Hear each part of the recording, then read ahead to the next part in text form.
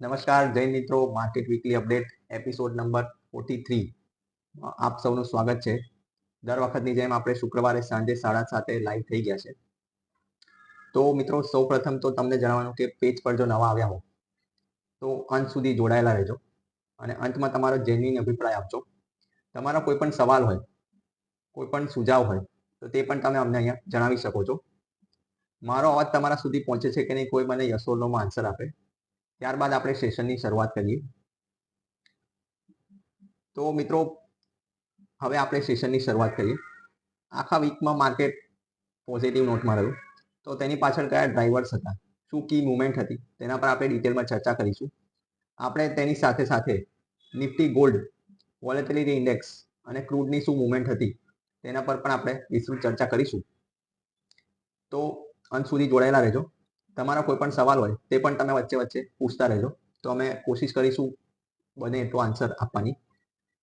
આગળ એક મહત્વની વાત જણાવું સેશન શરૂ કરતા પહેલા મિત્રો, અમારી કોઈ પેડ ચેનલ છે નહીં, અમારી કોઈ પેડ સર્વિસ છે નહીં. હું અહીંયા જે પણ માહિતી આપું છું મિત્રો, એ તમારા જનરલ અવેરનેસ માટે આપું છું. તમારે કોઈ પણ ટ્રેડ કે કોઈ પણ એક્શન લેવી હોય તો તેના માટે તમારે સૌ પ્રથમ તો તમારા ફાઇનાન્શિયલ એડવાઇઝરને એપ્રોચ કરવો જોઈએ. અન્યથા તમે અમારો પણ સંપર્ક કરી શકો છો. અમારી સાથે જોડાવવું હોય તો આપેલ લિંકથી તમે અમારી સાથે જોડાઈ શકો છો. અન્યથા તમે અમને અંગતમાં પણ સંપર્ક કરી શકો છો. તો મિત્રો, વધુ સમય ના લેતા આપણે સેશનની શરૂઆત કરીએ. મિત્રો, 5 દિવસ બજાર માટે ખૂબ પોઝિટિવ રહ્યા. નિફ્ટી સોમવારના દિવસે પોઝિટિવ નોટ સાથે ઓપન થયું અને એનું મેજર હર્ડલ પાર કરીને આજના દિવસે 25,285ના લેવલ પર ક્લોઝ થયું. તો તેની પાછળ કયા કયા કી મુવમેન્ટ હતી તેની પર આપણે ચર્ચા કરીએ. હવે મિત્રો, નિફ્ટીનું જે લેવલ હતું મેજર હર્ડલ, એ આપણે આમ જોવા જઈએ તો છેલ્લા 5-6 મહિનાથી નિફ્ટી એક રેન્જ પર આવીને પાછું જતું હતું. તો એ રેન્જ હતી 25,150 અને 25,200. તો મહત્વનું લેવલ પાર કરીને નિફ્ટીએ 25,285ના લેવલ પર ક્લોઝિંગ આપ્યું છે. તો તેમાં કયા કયા કી મુવમેન્ટ હતી આખા વીકની તેના પર આપણે ચર્ચા કરીએ. તો મિત્રો, તમને બધાને ખબર જ છે કે આઈપીઓ સિઝન ફૂલ જોશમાં છે. તો તે પણ એક બહુ મહત્વનું લેવલ ઇન્ડિકેટર હતું બજારને તેજી આપવા બદલ. આખા સપ્ટેમ્બર મહિનામાં ઘણા બધા આઈપીઓ આવ્યા, પરંતુ તેમાં મોટાભાગના આઈપીઓ જે આવ્યા છે તેમાં રિટેલ નિવેશકોને મોટા ભાગે લોસ થયો છે. હવે લોસ થયો છે એ વસ્તુ અલગ વાત છે મિત્રો, પરંતુ જ્યારે આઈપીઓનો ફ્લો બજારમાં આવતો હોય છે ત્યારે ઇક્વિટી ઇન્વેસ્ટર્સનું ધ્યાન ડાયરેક્ટ ઇક્વિટી તરફ જતું હોય છે. કારણ કે હાલના સમયમાં જે ગ્રે માર્કેટ પ્રીમિયમ થ્રુ લોકોને એક અલગ પ્રકારની એક્સ્ટ્રા ઇન્કમ અર્ન કરવાની એક લાલચ જેવું જાગ્યું છે અને તે ગ્રે પ્રીમિયમ જોઈને જ મોટાભાગના રિટેલ ઇન્વેસ્ટરોને અમુક વાર મોટું નુકસાન થતું હોય છે. હાલમાં પણ મોટા નવા આઈપીઓ આવી રહ્યા છે. આ વીકમાં 2 મોટા નવા આઈપીઓ ક્લોઝ થયા. તેમાં આપણે જોઈએ તો ટાટા કેપિટલ અને એલજી ઇલેક્ટ્રોનિક્સ. તો પર્ટિક્યુલર ટાટા કેપિટલની જો વાત કરું તો ટાટા ગ્રુપના જે આઈપીઓ છે મિત્રો, તેને ઠંડો રિસ્પોન્સ મળ્યો છે. કારણ કે આપણે ગયા વીકમાં પણ વાત કરી હતી કે ઓલરેડી પ્રી આઈપીઓ માર્કેટમાં તે શેર ઘણા ઊંચા લેવલ પર ટ્રેડ થયો હતો. લગભગ 1150થી લઈને 1200ની વચ્ચે એનો ઓલ ટાઈમ હાઈ ટચ કર્યો હતો પ્રી આઈપીઓમાં. પરંતુ તેનો જે ઇશ્યુ પ્રાઇસ આવ્યો એ 326 રૂપિયા આવ્યો. તો તેને કારણે રિટેલ નિવેશકો જે છે તેમને આમાં ઘણી નિરાશા મળી છે. પરંતુ તેની સામે આપણે જોઈએ તો મિત્રો, એલજી ઇલેક્ટ્રોનિક્સનો જે આઈપીઓ આવ્યો છે, આજના દિવસ એનો અંતિમ દિવસ હતો. એ આઈપીઓએ ભારતના ઇતિહાસના આઈપીઓના તમામ રેકોર્ડ બ્રેક કર્યા છે. આઈપીઓની જે અરજી હતી તેની સામે એમને 4,39,00,000 અરજી મળી અને ટોટલ જે અરજીઓ મળી છે મિત્રો, તેમાં મોટાભાગના જે રિટેલ નિવેશકો છે તેમનો હિસ્સો ઘણો મોટો છે. હવે આ 4,39,000 ટોટલ જે અરજી મળી છે, એ આઈપીઓમાં જે સબસ્ક્રિપ્શન જે થવાનું છે એ ઘણા ઓછા લોકોને એનું એલોટમેન્ટ થવાનું છે. પરંતુ આપણે વાત કરીએ મિત્રો, તો જે ટોટલ અરજીની રકમ ગણીએ તો 4,39,000 જે રકમ બને છે એ ભારતની ટોચની 13 કંપનીઓના ટોટલ વેલ્યુએશન મુજબ બને છે. હવે આ જે વેલ્યુએશન છે મિત્રો, તે આપણે જોવા જઈએ તો ઘણું મોટું વેલ્યુએશન કહેવાય. તો આ જોવા જઈએ તો ભારતની ઇકોનોમી કોઈ હિસાબે ડેડ ઇકોનોમી ના કહેવાય. આ જે આઈપીઓ જે આવ્યો છે એલજી ઇલેક્ટ્રોનિક્સનો. તેમાં આપણે જોઈએ તો ઘણા અમુક દેશોની ટોટલ જીડીપી કરતાં પણ આઈપીઓની અમાઉન્ટ જે છે એની સરપાસ કરે છે. તો આગળ આપણે જોઈશું કે એનું કઈ રીતનું લિસ્ટિંગ થાય છે તેના પર આપણી નજર રહેશે. તે સિવાય પણ આપણે જોઈએ તો બીજા ઘણા મોટા આઈપીઓ પણ પાઇપલાઇનમાં છે. તેમાં હું તમને માહિતી આપું તો આઈસીઆઈસીઆઈ મ્યુચ્યુઅલ ફંડનો આઈપીઓ આવવાનો છે. આજે આપણે જોઈએ તો કેનેરા રોબેકો મ્યુચ્યુઅલ ફંડનો આઈપીઓ પણ ઓપન છે. કેનેરા એચએસબીસી ઇન્સ્યોરન્સનો આઈપીઓ પણ ઓપન છે. ગ્રોનો આઈપીઓ આવવાનો છે. તો આગળના અમુક સમયમાં આગલા 1 થી 1.5 મહિનામાં એટલે 2026ના કેલેન્ડરમાં આપણે જોવા જઈએ તો બીજા 70,000 કરોડના આઈપીઓ મેઇન બોર્ડના પાઇપલાઇનમાં છે. તો આપણી એના પર નજર રહેશે. જેવી પણ એની પર કંઈ પણ માહિતી આવશે તો આપણે તમને શેર કરીશું. હવે મિત્રો વાત કરીએ આપણે ભારતનું એક બહુ મહત્વપૂર્ણ સેક્ટર જે છે ડિફેન્સ સેક્ટર. હાલમાં આપણે જોઈએ તો થોડા સમયમાં ભારત સરકારનું ડિફેન્સ સેક્ટર પર બહુ બુલિશ વ્યૂ છે અને ભારત સરકારની સાથે સાથે એમનો એવો વ્યૂ છે કે તમામ ડિફેન્સના જે ઇક્વિપમેન્ટ છે એ ભારતમાં જ બનવા જોઈએ. તો તેની એડિશનમાં આપણે જોઈએ તો ભારત હવે હાઇપરસોનિક મિસાઇલ બનાવવા જઈ રહ્યું છે લગભગ આ વર્ષના અંતમાં. હવે તેનું નામ છે ધ્વનિ. આ વર્ષના અંતમાં ધ્વનિ મિસાઇલનું જે પરીક્ષણ છે એ લગભગ રેડી છે. તો ડિફેન્સ જે થીમ છે એ મિત્રો બહુ મહત્વની થીમ છે. જો તમે એમાંથી થોડાક પૈસા બનાવવા માંગતા હો તો તમારે એમાં શ્યોર ધ્યાન લેવું જોઈએ. આ એક થીમ બહુ મહત્વની થીમ છે. ડિફેન્સમાં હું તમને દર વખતે જણાવું છું મિત્રો કે આ જે થીમ છે એ તમારે ઇગ્નોર ના કરવી જોઈએ. ભારતની લોંગ ટર્મ સ્ટોરી માટે 3 થીમ બહુ મહત્વની રહેવાની છે. 3 થીમની વાત કરું મિત્રો તો તેમાં ડિફેન્સની થીમ આગળ જતાં બહુ મોટું એક્સપાન્શનના મોડમાં છે. તેની સાથે સાથે આપણે જોઈએ તો જે મેન્યુફેક્ચરિંગ જે થીમ છે તે બહુ મહત્વનું છે. કારણ કે જે ડિફેન્સની આપણે વાત કરીએ કે ભારતમાં જ ડિફેન્સ ઇક્વિપમેન્ટ બનાવવાનું ભારત સરકારનો મોટો પ્લાન છે.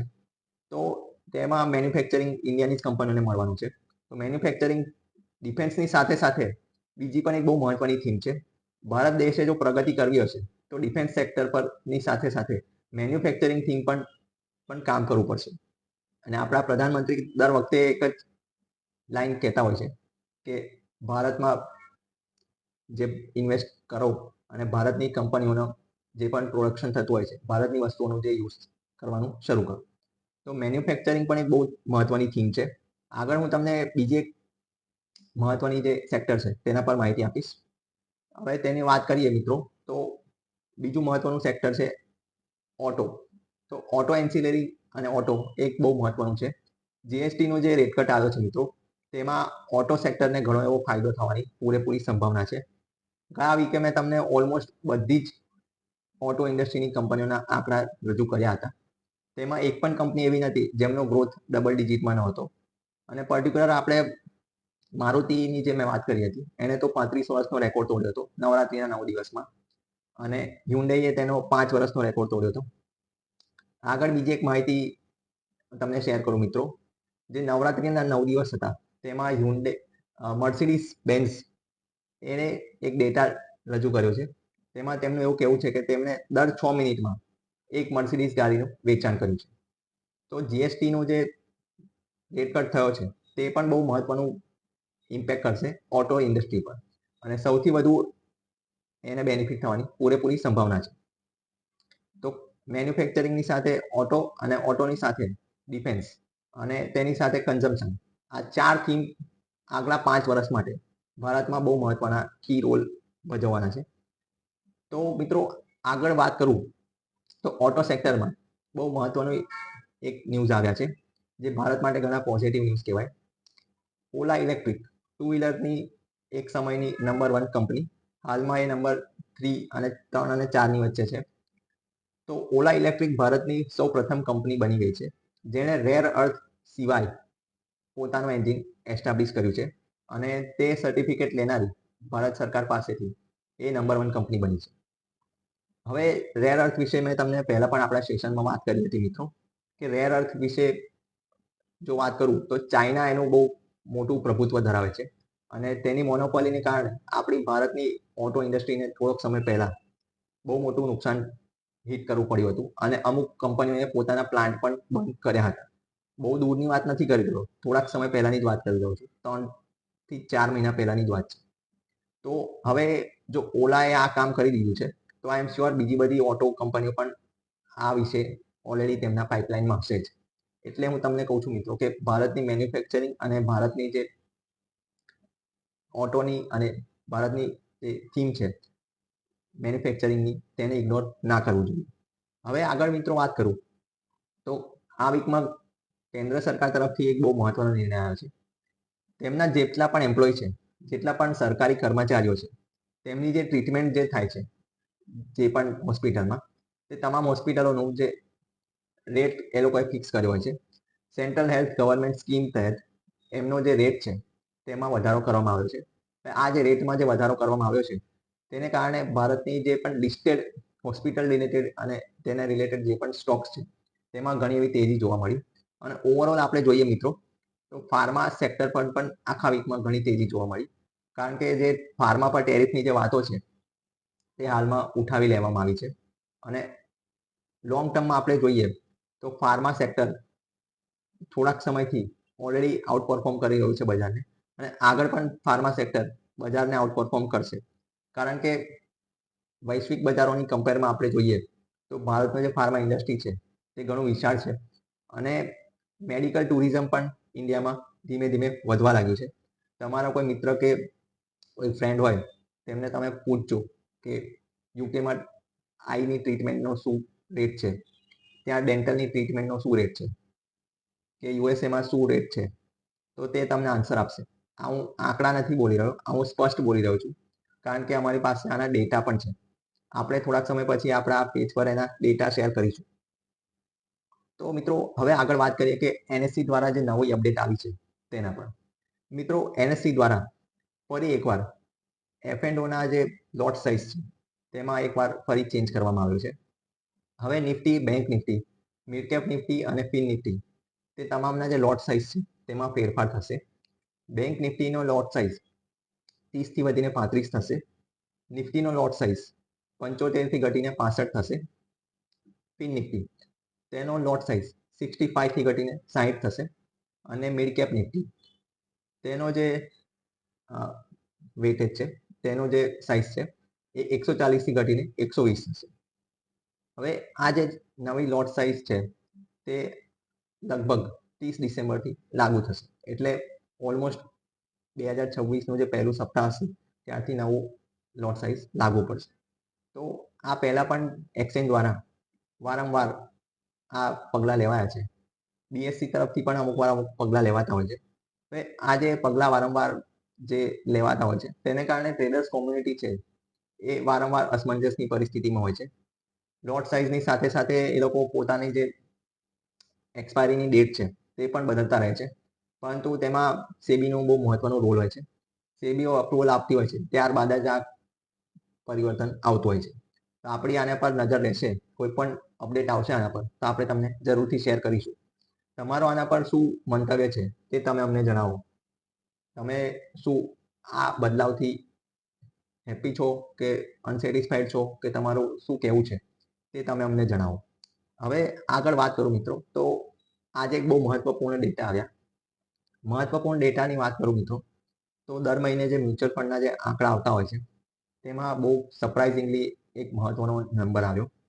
ગયા વીકમાં ગયા મંથમાં જે મ્યુચ્યુઅલ ફંડમાં જે ફોલ આવ્યો હતો માઇનોર, તે માઇનોર ફોલને ઓવરકમ કરીને આ મહિનામાં એટલે સપ્ટેમ્બર મહિનાની વાત કરું મિત્રો તો ટોટલ એસઆઈપી બુક જે છે ઇતિહાસમાં સૌ પ્રથમવાર 29,000 કરોડને પાર કરી ગઈ છે.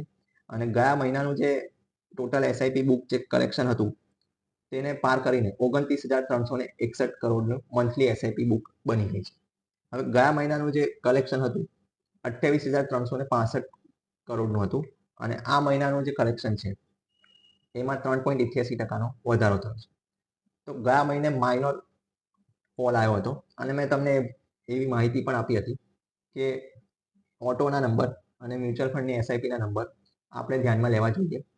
આ નંબરમાં ગ્રેજ્યુઅલી તો ડિક્રીઝ આવે તો એવું સમજવું જોઈએ કે ઇકોનોમીની પરિસ્થિતિમાં કંઈક ડામાડોળ પરિસ્થિતિ બની રહી છે. પરંતુ મેં જે નંબર શેર કર્યા હતા મિત્રો ઓટોના તો ગયા વીકમાં જ શેર કરી દીધા હતા. મ્યુચ્યુઅલ ફંડના નંબર મેં હમણાં તમને શેર કર્યા કેમ કે આજે જ આવ્યા છે. તો એમાં પણ ઉત્તરોત્તર વધારો થઈ રહ્યો છે અને જીએસટીની જે ઇમ્પેક્ટ આવશે તેનાથી અમુક પૈસા પણ જે છે એ ઇન એની કેસ અથવા ડાયરેક્ટ બજારમાં જશે અથવા એ ઇક્વિટીના મોડમાં ઇન્વેસ્ટ થશે. તો તેને કારણે મ્યુચ્યુઅલ ફંડ ઇન્ડસ્ટ્રીની સાથે સાથે ડાયરેક્ટ ઇક્વિટીમાં પણ ફ્લો વધવાની પૂરેપૂરી સંભાવના છે. હવે જે મ્યુચ્યુઅલ ફંડની વાત કરી મિત્રો, તો તેમાં ટોટલ જે મ્યુચ્યુઅલ ફંડનું AUM છે 75,61 કરોડને પાર થઈ ગયું છે અને તેમાં પણ આપણે જોઈએ તો વધારો થયો છે.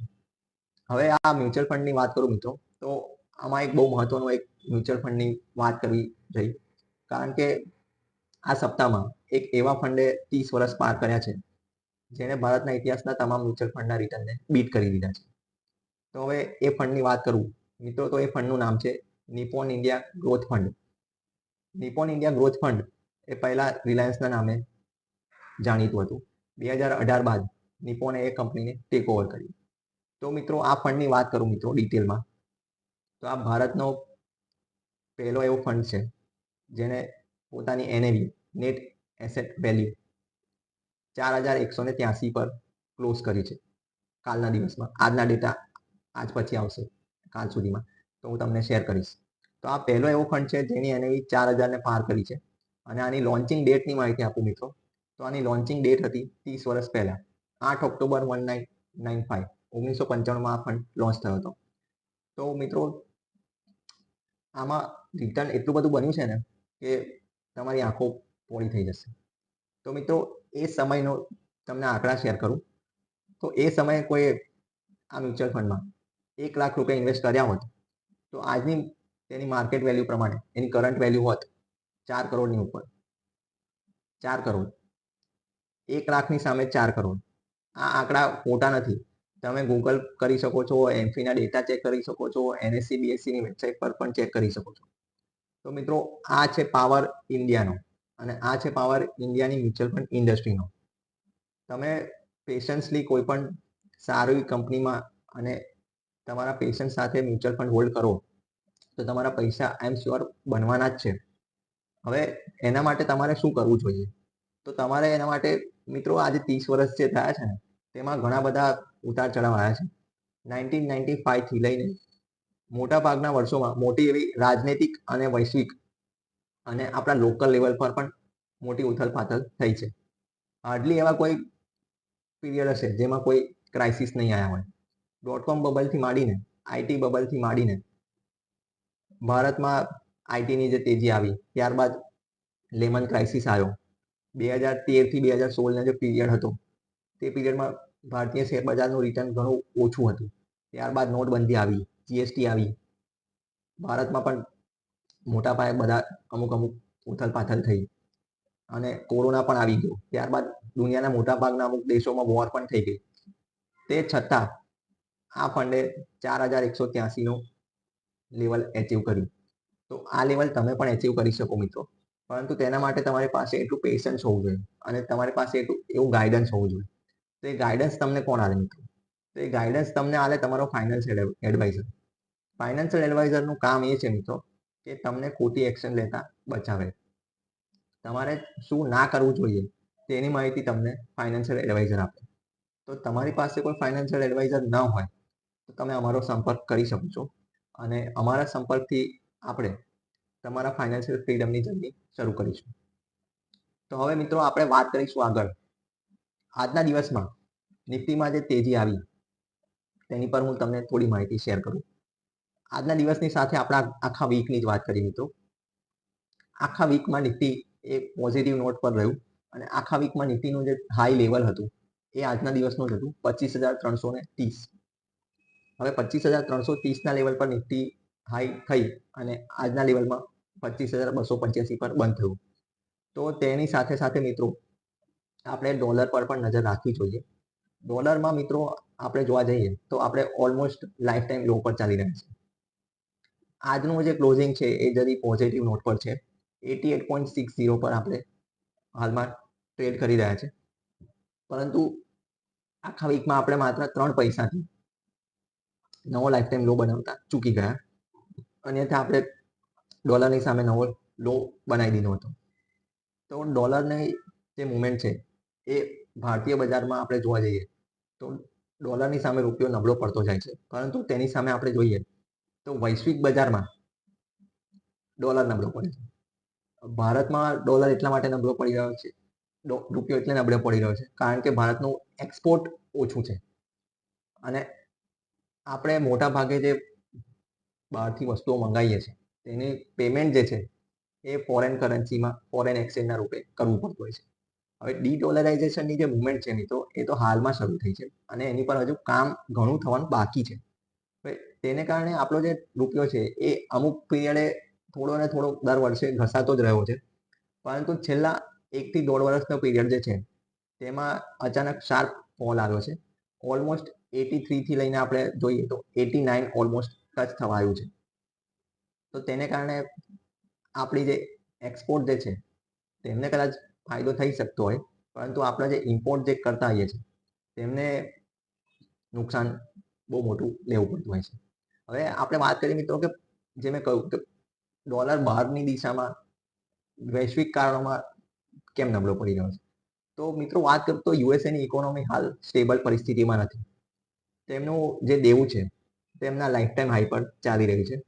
લગભગ $37 ટ્રિલિયન એ લોકો પર દેવું છે. હવે તમે કહેશો કે યુએસએમાં દેવું છે તો એમનું માર્કેટ કેમ લાઈફ ટાઈમ હાઈ પર ચાલી રહ્યું છે અને આપણું માર્કેટ કેમ લાઈફ ટાઈમ હાઈ પર નથી, અથવા આપણું માર્કેટ કેમ પરફોર્મ નથી કરેલું? તો મિત્રો એનું એક જ કારણ છે, રિઝલ્ટ રિઝલ્ટ અને રિઝલ્ટ. યુએસએની જે પણ કંપનીઓ છે મોટા ભાગની, તેમના જે રિઝલ્ટ છે એ ડબલ ડિજિટમાં ગ્રો થઈ રહ્યા છે અને ભારતની જે ઇકોનોમીમાં જે ભારતના જે રિઝલ્ટ આવી રહ્યા છે તે સિંગલ ડિજિટમાં આવી રહ્યા છે અથવા મોટા ભાગે સ્લો ડાઉનમાં આવી રહ્યા છે. હાલમાં પણ આપણે કાલે જે રિઝલ્ટ આવ્યું છે મિત્રો ટીસીએસનું, તેમાં પણ તેમનો જે ગ્રોથ આવ્યો છે એ 3% છે. હવે 3% ગ્રોથ આવ્યો છે અને હાલમાં ઘણા વર્ષો બાદ ટીસીએસે પોતાને એઆઈ તરફ ડાયવર્ટ કરવાના સંકેત આપ્યા છે અને તેમણે પણ પોતાનું AI related data centre establish કરવાનું જાહેર કર્યું છે. તો આ જે રિઝલ્ટ સિઝન છે મિત્રો, હવે કાલથી જે રિઝલ્ટ સિઝન ચાલુ થઈ છે તેના પર આપણી નજર રહેશે. આગામી 12 નવેમ્બર સુધી રિઝલ્ટ સિઝન ચાલવાની છે. તો આપણે આપણા પેજ પર રોજ રિઝલ્ટની માહિતી શેર કરીશું. તમારે કઈ કંપનીનું રિઝલ્ટનું તમે વેઇટ કરી રહ્યા છો તે તમે મને જણાવો. ત્યારબાદ હું તમને માહિતી આપીશ કે એનું રિઝલ્ટ ક્યારે છે અને એનું રિઝલ્ટ શું આવવાનું છે, અથવા એના પર આપણે ચર્ચા કરીશું કે આગળ એ કંપનીનું શું ફ્યુચર આઉટલુક છે. તો આગળ આ જે રિઝલ્ટ સિઝન છે એ મિત્રો ઘણી મહત્વની રિઝલ્ટ સિઝન બનવાની છે, કારણ કે આરબીઆઈના રેટ કટ બાદ અને જીએસટીનો જે રેટ કટનો જે બેનિફિટ છે એ થોડેક સમય સુધી પાસ ઓન થવો જરૂરી છે. એકચ્યુઅલમાં તો આ તરત આપણને દેખાશે નહીં કે જીએસટીનો પાસ ઓન થયું તો શું રિઝલ્ટ આવ્યું.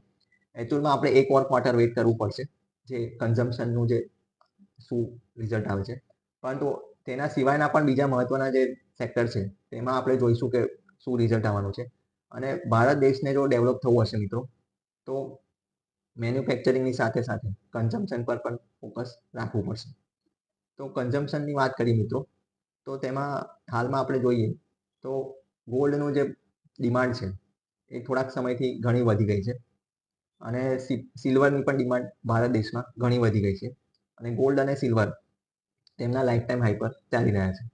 હવે ગોલ્ડ અને સિલ્વરમાં આગળ શું? તો મિત્રો હાલમાં આજે અને કાલે જે ન્યૂઝ આવ્યા છે તેની પર તમને થોડી માહિતી શેર કરું.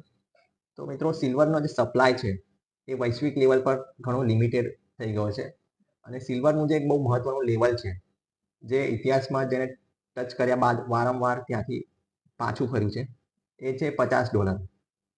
$50નો જે ભાવ છે એ ક્રોસ કર્યા બાદ એ સસ્ટેન નહોતું થતું, પરંતુ હાલમાં એવા કોઈ ઇન્ડિકેશન નથી કે સિલ્વર હાલમાં નીચે આવે. તેની સાથે સાથે મિત્રો વાત કરું કે ગોલ્ડ, તો ગોલ્ડમાં શું ચાલવાનું છે અને ગોલ્ડની શું મુવમેન્ટ બનવાની છે તેના પર હું તમને થોડીક માહિતી આપું. આખા વીકમાં ગોલ્ડે 1,18,900નો લો બનાવ્યો અને 1,21,945નું હાઈએસ્ટ ઓપનિંગ હતું બુધવારના દિવસ. ત્યારબાદ એ ઉપર ગયું છે અને લગભગ 1,24,000ની આસપાસ એનો હાઈ બન્યો છે. હાલમાં થોડુંક નીચે આવ્યું છે 1,21,000ની આસપાસ, પરંતુ હાલમાં એવી કોઈ ઇન્ડિકેશન નથી કે ગોલ્ડમાં પ્રાઇઝિસ નીચે આવે. તો પ્રાઇઝિસ નીચે આવવાનું કારણ શું? તો મિત્રો પ્રાઇસ નીચે આવશે ત્યારે જ જ્યારે વૈશ્વિક રીતે શાંતિ થશે, અને દુનિયામાં વૈશ્વિક રીતે શાંતિ થવાના હાલમાં કોઈ સંકેત મળી નથી રહ્યા. જ્યારે પણ સપ્લાય ચેઇન ડિસ્ટર્બ થશે કોઈ પણ વસ્તુની, તો ગોલ્ડ ઉપર રહેશે. અને કોઈ પણ મોટા ભાગના મોટા દેશો છે જીડીપી વાઇઝ અને ઇકોનોમિકલી વાઇઝ જે સ્ટ્રોંગ દેશો છે, ત્યાં ઇકોનોમિકલી કંઈ પણ એક્ટિવિટી થશે તો ગોલ્ડ ઉપર જ રહેશે. હાલમાં બે મોટા દેશો જર્મની અને ફ્રાન્સની સાથે સાથે જાપાન, ત્યાં ઇકોનોમિકલી થોડી ઇન્સ્ટેબિલિટી ચાલી રહી છે. તેને કારણે ગોલ્ડમાં પણ એક બહુ ઉપરની તરફનું લેવલ હાલમાં જળવાઈ રહેશે. તો હાલમાં એવા કોઈ સંકેતો લાગી નહીં રહ્યા કે ગોલ્ડ નીચે જશે. બની શકે કે થોડુંક સ્લો ડાઉન પડી શકે, થોડુંક કરેક્શન માઇનોર આવી શકે, પરંતુ એવું ના કહી શકાય કે ગોલ્ડ અહીંયાથી નીચે જશે. અને એ જ રીતે હું સિલ્વરની માહિતી આપું મિત્રો. કાલનો એક મહત્વનો ડેટા આવ્યો. કોટક મ્યુચ્યુઅલ ફંડની સાથે બીજા એક મ્યુચ્યુઅલ ફંડે પોતાના જે ETF જે છે તેમાં નવું કલેક્શન સ્વીકારવાનું બંધ કર્યું છે, નવું પરચેસ સ્વીકારવાનું બંધ કર્યું છે. તમારી એસઆઈપી જે છે એ તમે કન્ટિન્યુ રાખી શકશો, પરંતુ નવું પરચેસ તમે નહીં કરી શકો. રિડમ્પશન તમે કરી શકો છો. તેમનું કારણ તેમને સ્પષ્ટ તેમના લેટરમાં જણાવ્યું છે કે ફિઝિકલ ગોલ્ડનો જે સપ્લાય છે તે ખૂબ ઓછો છે અને તેની સામે ડિમાન્ડ ઘણી વધી ગઈ છે. તો હાલમાં સમયમાં તમારે ગોલ્ડ અને સિલ્વરમાં જો બાઇંગ કરવું હોય તો થોડુંક તમારે પેશન્સ લેવલ લઈને કરવું જોઈએ, કારણ કે ગોલ્ડ અને સિલ્વર એક બહુ કન્ઝર્વેટિવ એસેટ તરીકે જોવાતી હોય છે, પરંતુ 1 થી 1.5 વર્ષનો જે પીરિયડ છે તેમાં તેમણે લગભગ 55 થી 60% રિટર્ન આપ્યું છે, જે ઇતિહાસમાં પહેલી વાર છે. તો થોડોક સમય આપણને એવું લાગે કે ઓર ઉપર જઈ શકે છે, પરંતુ સ્લો ડાઉન એકવાર જરૂરથી આવશે, પરંતુ તેનો મતલબ એ નહીં કે અહીંથી એકદમ જ નીચે પડી જશે. તો હવે મિત્રો વાત કરીશું કે બજારમાં આજે તેજી આવી એ એક તરફી સસ્ટેન કેવી રીતે થઈ, ઉપર ને ઉપર બની કેમ રહી. તો તેનું એક કારણ છે મિત્રો કે FII એ પોતાનું વેચાણ બંધ કર્યું છે હાલ પૂરતું. તો અને કન્ટિન્યુઅસ આપણે જોઈએ તો 4 દિવસ આ વીકમાં બાઇંગ કર્યું છે, અને નેટ આપણે જોઈએ તો 2975 કરોડનું FII બાઇંગ કર્યું છે. તેની સામે DII એટલે મ્યુચ્યુઅલ ફંડ ઇન્ડસ્ટ્રીની સાથે સાથે તમે લોકલ જે બાઇંગ કરો, તેમણે 8,390 કરોડનું બાઇંગ કર્યું આખા વીકમાં. તો આ બાઇંગની સાથે સાથે મિત્રો હું વાત કરું તો વોલેટિલિટી ઇન્ડેક્સ આખા વીકમાં 10ની આસપાસ રહ્યો. હવે 10ની આસપાસ રહે મિત્રો તો વોલેટિલિટી આવે જ નહીં. હવે વોલેટિલિટી ન આવે તેને કારણે ઓપ્શનના જે પ્રીમિયમ હોય છે એ મિત્રો ઘણા સસ્તા લેવલ પર બનતા હોય છે, અને સસ્તા લેવલ પર રહેવાની સાથે સાથે તેમના પ્રીમિયમમાં કોઈ ઘસારો લાગતો નથી અથવા ખૂબ ઓછા લેવલ પર લાગતો હોય છે. તેને કારણે પણ બજારમાં એક તરફી વલણ જોવા મળ્યું. તો જ્યારે પણ બજારમાં વિક્સ વધે, વિક્સ એમનું લેવલ 13 થી 14 અથવા એની ઉપર જાય તો તમને મોટી મુવમેન્ટ બંને તરફ જોવા મળે, અપસાઇડ અને ડાઉન સાઇડ. પરંતુ હાલમાં વિક્સ જે છે એ ખૂબ એક નેરો રેન્જમાં છે. આખા વીકમાં એનો જે હાઈ છે આજના દિવસનો છે 10.22, અને આખા વીકનો એનો જે લો છે 10.6 છે. તો એક નેરો રેન્જમાં છે વિક્સ, તેને કારણે પણ બજારમાં એક પોઝિટિવ સાઈડ જોવા મળી છે.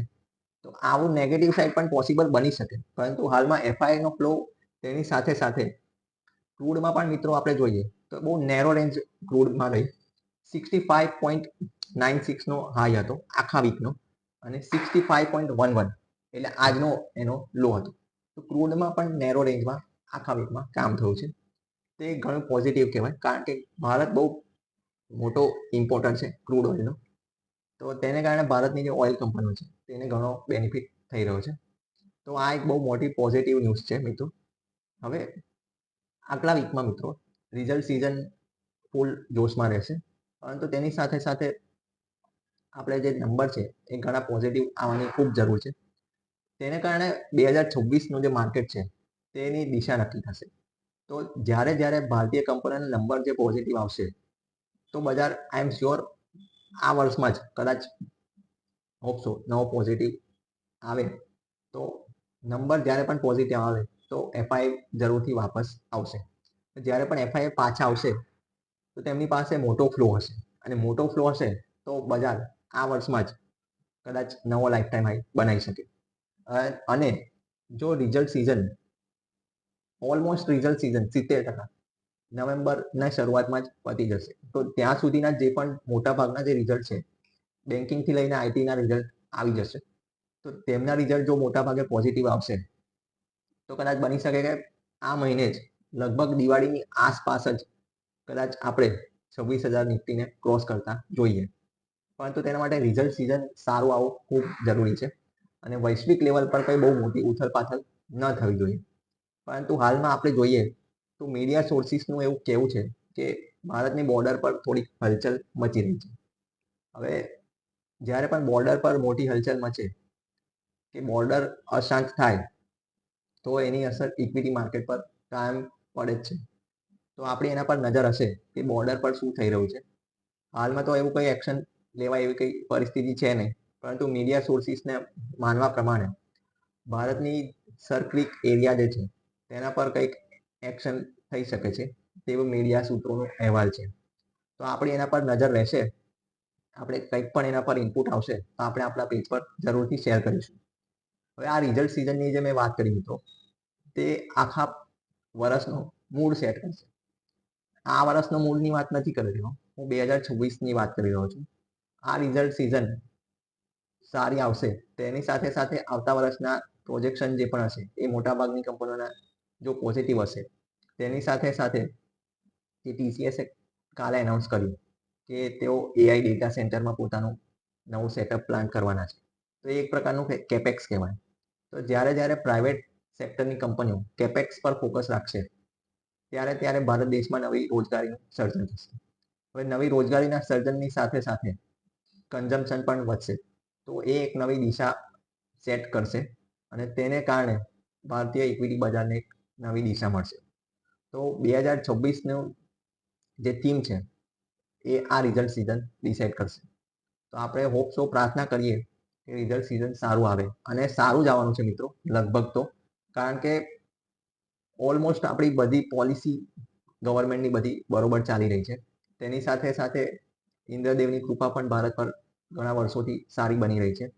અને હાલમાં ભારતમાં એવી કોઈ વૈશ્વિક લેવલ પર જે ઉથલપાથલ થઈ છે તેવી ભારતમાં કોઈ થવાના સંભાવના છે નહીં. તો માત્ર ડોલરને છોડીને ભારતમાં ચિંતા કરવા જેવી કોઈ હાલમાં બાબત છે નહીં. તો મને તો એવું લાગે છે કે આપણે 2026માં નવા લાઈફ ટાઈમ હાઈ પર હોઈશું. તો તમારું એના પર શું કહેવું છે મિત્રો, તે તમે મને કોમેન્ટમાં જણાવો. અને હવે મિત્રો આપણે વાત કરીએ કે આવતા વીકના શું લેવલ હશે, ત્યારબાદ આપણે સમાપન કરીશું. તો મિત્રો હાલમાં આપણે છે 25,285 પર અને હાલમાં આપણે જે લેવલ પર છે તે આપણું મેજર સપોર્ટ, મેજર હર્ડલને પાર કરીને આપણે સસ્ટેન કર્યું છે. આગળ આપણે જોવા જઈએ તો 25,450 અને 25,500 એક હર્ડલ બની શકે છે. અને નીચે આપણે જોઈએ તો 25,000 અને 25,100 આપણા માટે એક મોટું સપોર્ટનું કામ કરશે. તો આ એક નેરો રેન્જ મેં તમને જણાવ્યું મિત્રો. જો આ લેવલને પાર કરે મિત્રો ઉપરની તરફ તો 25,900 તરફ બજાર આવતા સપ્તાહે જઈ શકે છે. અને જો નીચે તરફ બ્રેક કરે અને તેના પર જો ક્લોઝ કરે બજાર તો 24,800 એક સપોર્ટ મોટું બનવાનું છે. તો આ એક નેરો રેન્જ મેં તમને શેર કરી મિત્રો. તો તમારો અભિપ્રાય આપજો મિત્રો અમારા આઉટલુક પર અને આ વિડીયો તમારા અંગત મિત્રો, તમારા પરિવારજનો સાથે શેર કરો. તમારા કોઈ પણ સવાલ હોય, કોઈ પણ સુઝાવ હોય તે તમને શેર કરી શકો છો અથવા અમને અંગતમાં પણ પૂછી શકો છો. વધુ માહિતી માટે આવતા સપ્તાહે મળીએ. જય હિન્દ, વંદે માતરમ.